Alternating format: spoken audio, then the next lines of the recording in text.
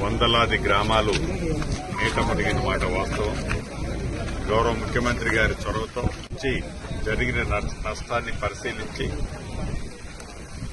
పూర్తి వివరాలతో నిన్న నాతో గౌరవ ముఖ్యమంత్రి గారితో కూడా క్షుణ్ణంగా చర్చించడం జరిగింది. ప్రాథమిక అంచనాల ప్రకారం సుమారు ఇప్పటి వరకు 10,300 కోట్ల రూపాయలు ప్రజల ఆస్తి కానీ ప్రభుత్వ ఆస్తులు కానీ నష్టము జరిగింది అని నిర్ధారించడం జరిగింది.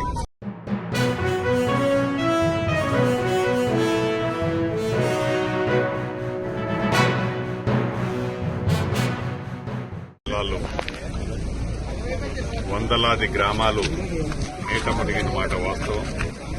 గౌరవ ముఖ్యమంత్రి గారి చొరవతో జరిగిన నష్టాన్ని పరిశీలించి పూర్తి వివరాలతో నిన్న నాతో గౌరవ ముఖ్యమంత్రి గారితో కూడా క్షుణ్ణంగా చర్చించడం జరిగింది.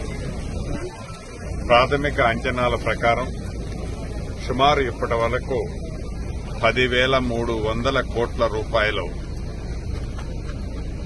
ప్రజల ఆస్తి కానీ ప్రభుత్వ ఆస్తులు కానీ నష్టము జరిగింది అని నిర్ధారించడం జరిగింది.